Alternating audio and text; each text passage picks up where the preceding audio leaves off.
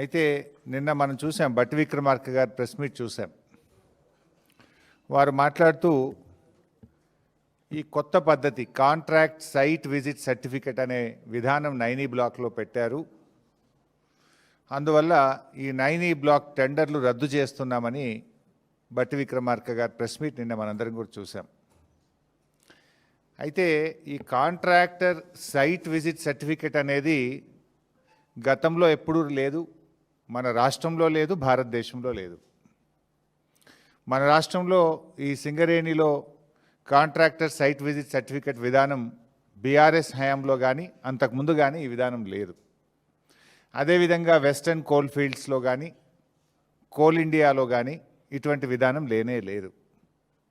అయితే రేవంత్ రెడ్డి గారు ప్రభుత్వం వచ్చిన తర్వాత 2024 సంవత్సరంలో ఈ సైట్ విజిట్ సర్టిఫికేట్ విధానాన్ని సింగరేణిలో తెచ్చింది రేవంత్ రెడ్డి గారి ప్రభుత్వం. రేవంత్ రెడ్డి గారి ప్రభుత్వం ఈ విధానం తెచ్చిన తర్వాత మొట్టమొదటి బెనిఫిషరీ ఎవరు? రేవంత్ రెడ్డి బావమరిది సృజన్ రెడ్డి. ఆయన కంపెనీ శోధా కన్స్ట్రక్షన్కే ఈ సైట్ విజిట్ సర్టిఫికేట్ వచ్చిన తర్వాత మొదటి టెండర్ దక్కింది. ఇది 2024లోనే ఈ సైట్ విజిట్ సర్టిఫికేట్ విధానాన్ని తీసుకొచ్చారు.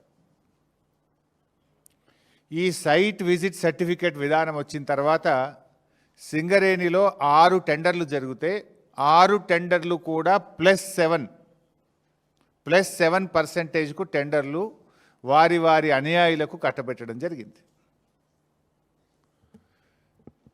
ఈరోజు భారతదేశంలో పరిస్థితి ఏంది? ఓబీ కోల్ బ్లాక్ టెండర్లు ఎక్కడ జరిగినా ఈ దేశంలో, అది కోల్ ఇండియాలో కానీ వెస్టర్న్ కోల్ ఫీల్డ్స్లో కానీ కాంగ్రెస్ ప్రభుత్వం రాకముందు సింగరేణిలో కానీ ఎనీ కోల్ బ్లాక్ టెండర్ -10 నుంచి -22% పోతుంది. -10 నుంచి -22% పోతున్నారు కాంట్రాక్టర్లు. సింగరేణిలో కూడా ఈ కాంగ్రెస్ ప్రభుత్వం రాకముందు గత బీఆర్ఎస్ హయాంలో -7, -8, -10, -20 పోతుండే. ఇప్పుడు కూడా ఈ దేశంలో వెస్టర్న్ కోల్ ఫీల్డ్స్ కానీ కోల్ ఇండియాలో కానీ ఎనీ ఓబీ టెండర్ -10 to -22 ఉంటుంది. కానీ మన రాష్ట్రంలో రేవంత్ రెడ్డి గారి ప్రభుత్వం వచ్చిన తర్వాత ఈ సైట్ విజిట్ సర్టిఫికెట్ అనే కొత్త విధానం తెచ్చిన తర్వాత అన్ని టెండర్లు కూడా +7 నుంచి +10% పోతా ఉన్నాయి. అయితే నిన్న బట్టి గారు కేవలం 9E బ్లాక్ మాత్రమే సైట్ విజిట్ సర్టిఫికేట్ ఉంది కనుక ఆ టెండర్ రద్దు చేస్తామన్నారు. మరి వీటి సంగతి ఏంది?